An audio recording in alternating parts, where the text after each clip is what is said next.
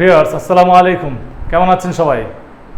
আজকে আপনাদের সামনে নিয়ে আসছি কন্ডিশন, মানে যদি কোনো শর্ত থাকে তাহলে আপনি কাজটা কিভাবে করবেন। যেমন আমরা যে সমস্ত কাজে শর্ত দিয়ে দিই, যদি তুমি টাকা দাও তাহলে কাজটা পাবে, যদি তুমি আসো তাহলে কাজটি করতে পারবে, যদি তুমি বাড়ি যাও তাহলে তার সাথে দেখা করতে পারবে। এই যে যদি যত যত কন্ডিশন আছে, যত শর্ত আছে, এই বাক্যগুলোকে আমরা কিভাবে ইংরেজি করব তার জন্য আপনাদের সামনে চলে আসছি। মনে রাখবেন, যদি কথা সব সময় লাগে এবং সব জায়গাতেই লাগে, কারণ এটা একটা শর্ত। যদি সাইন না করো তাহলে আমি তোমাকে পে করব না। সব কিছুতে একটা কন্ডিশন চলে আসে, আর সেই কন্ডিশনটাকে ভালোভাবে বোঝার জন্যে আমরা আজকে আপনাদের সামনে নিয়ে আসছি কন্ডিশন যদি, এবং it is day 7, class number হচ্ছে ডে 7, দ্যাট ইজ চ্যালেঞ্জিং 10 এর ভিতরে ডে 7, একটা ইম্পর্টেন্ট ক্লাস। খেয়াল করুন, যদি তুমি পড়ো তুমি পাস করতে পারবে, তাহলে এখানে আমরা একটা আন্ডারলাইন করেছি, করতে পারবে, পাস করতে পারবে। পারা ইংলিশ হচ্ছে ক্যান, পারা ইংলিশ কি বলুন? Can, CAN, can. পারা ইংলিশ হচ্ছে ক্যান। তাহলে আমরা এখন চলে যাই ফার্স্টে যদি ইংলিশ নিয়ে আসি। ইফ, তুমি ইংলিশ হচ্ছে ইউ, ইফ ইউ রিড, যদি তুমি পড়ো, ইফ ইউ রিড। আবার লেখা আছে তুমি পাস করতে পারবে। এটা হচ্ছে দুইটা সেন্টেন্স, দুইটা ক্লোজ, এই পাশে একটা ক্লোজ, এই পাশে একটা ক্লোজ, দুইটা সেন্টেন্স, এই পাশে একটা বাক্য, এই পাশে একটা বাক্য।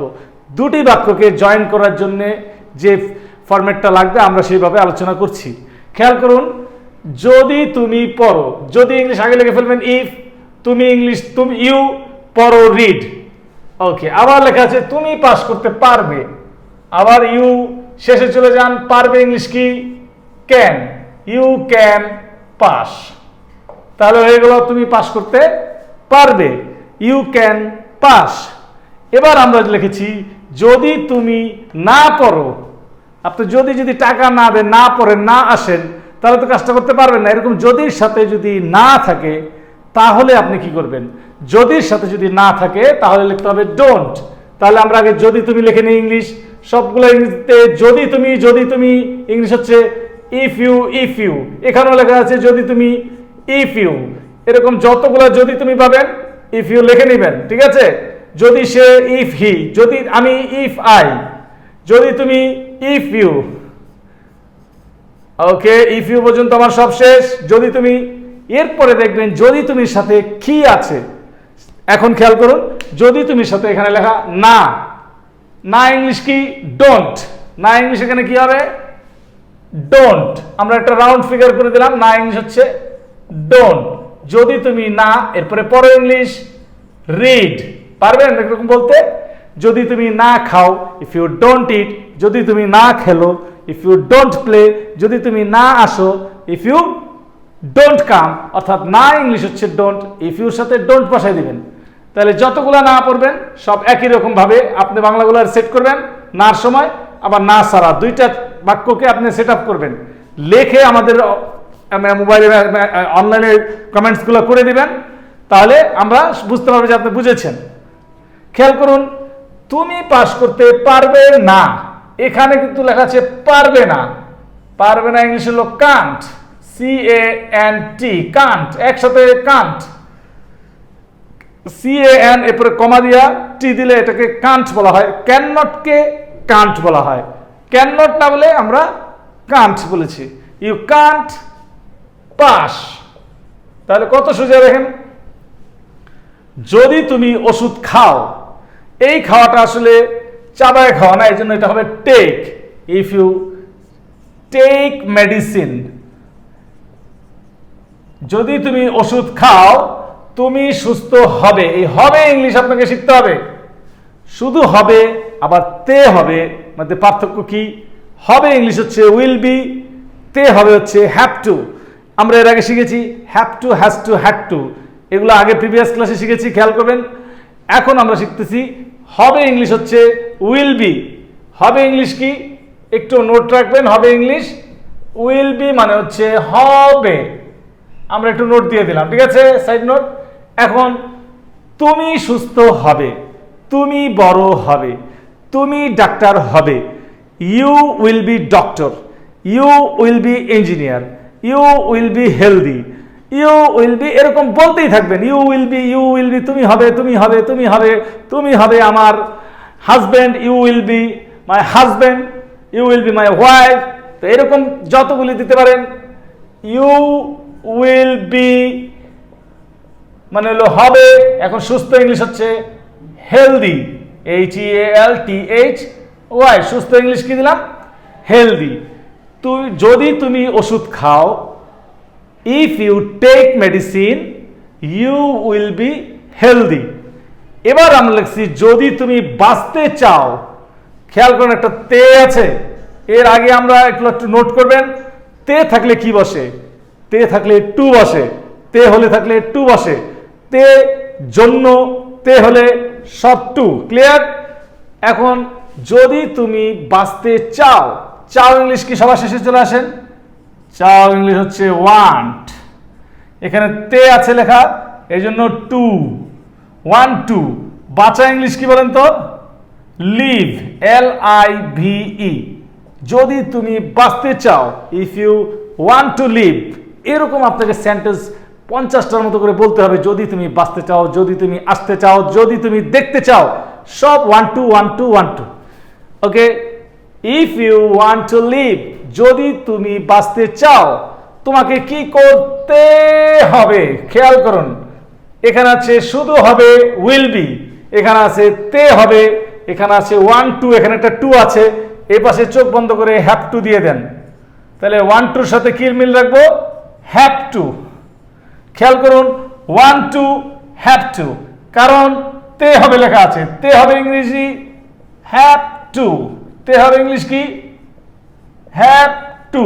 তাহলে আপনি একটা নোট করে নিলেন, এখানে তে হবে লেখা আছে, অবশ্যই হ্যাভ টু দিতে হবে। ক্লিয়ার? হ্যাভ টু, এই যে লেখা আছে, তে হবে ইউ হ্যাভ টু।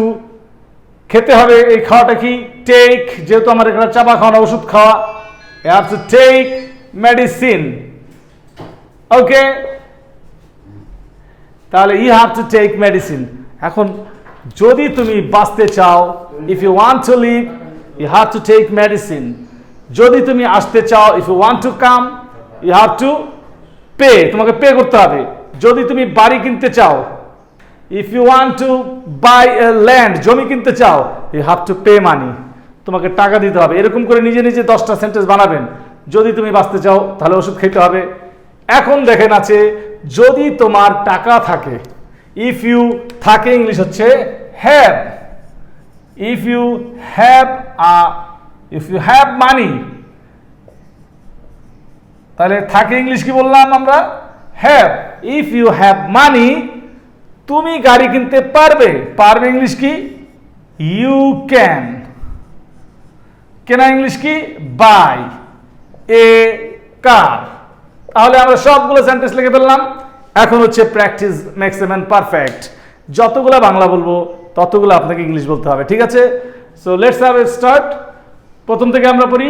যদি তুমি পড়ো, ইফ ইউ রিড, তুমি পাস করতে পারবে, ইউ ক্যান পাস। এরকম বাংলা যতগুলো যদি তুমি পরর সাথে যদি অন্য একটা জিনিস মিলিয়ে দিই, তাহলে সেইটার সাথে আবার আপনার পারবে মিলিয়ে দিলে আপনি এইভাবে, ইফ ইউ প্লে, যদি তুমি খেলো তুমি জিততে পারবে, ইউ ক্যান উইন।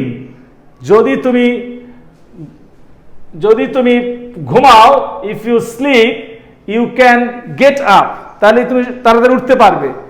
এরকম যতগুলো এই পাশে মিল রাখবেন, এই পাশে পারবে দিবেন, ইফ ইউ, ও পাশে ইউ ক্যান।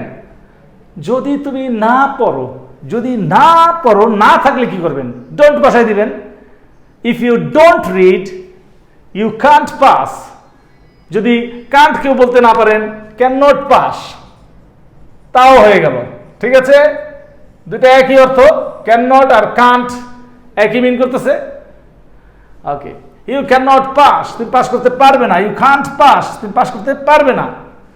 যদি তুমি ওষুধ খাও, ইফ ইউ টেক মেডিসিন, তাহলে তুমি সুস্থ হবে।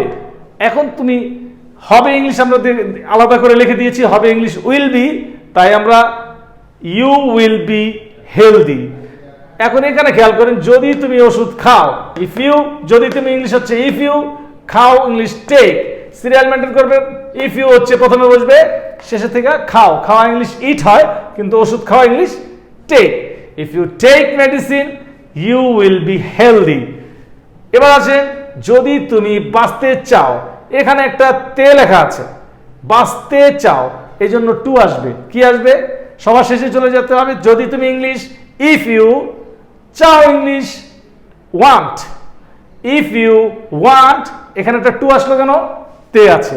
If you want to live, যদি তুমি বাঁচতে চাও, যদি তুমি আসতে চাও, if you want to come, যদি তুমি খাইতে চাও, if you want to eat, এরকম চাও গুলা বলবেন one two one two one two one two মানে চাও, এরপরে যেটা চাও, খাওয়া হলে ইট, পড়া হলে রিড।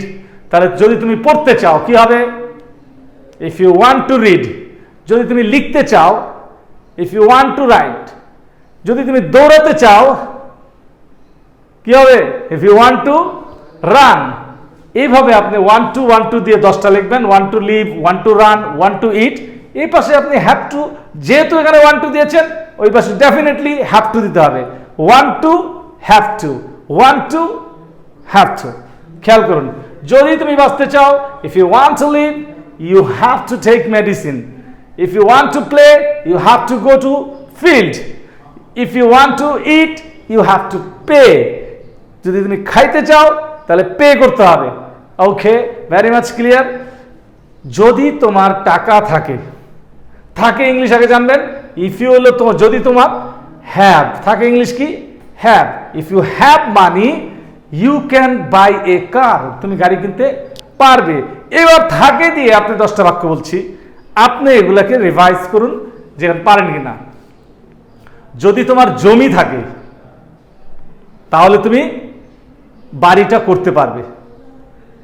যদি তোমার একটা ফ্ল্যাট থাকে তাহলে তুমি থাকতে পারবে। যদি তোমার ভালো রেজাল্ট থাকে তাহলে তুমি চাকরিটা পাবে। এই যে এইভাবে যত বাংলা থাকে থাকে তাকে দিয়ে 10টা বলবেন, এরপরে 10টার ইংলিশ করবেন, দেন হয়ে যাবে। যদি তোমার জমি থাকে, ইফ ইউ হ্যাভ ল্যান্ড, তুমি বাড়ি করতে পারবে, you can build a house. তাহলে আমাদের শব্দগুলোকে আমরা সেট আপ করে নিব, এমনি করে আমাদের সবগুলা কাজ করতে হবে, দেখবেন যে আপনি একসময় পেরে গেছেন। আপনারা আশা করি বুঝতে পারছেন, আমাদের সাথে থাকুন।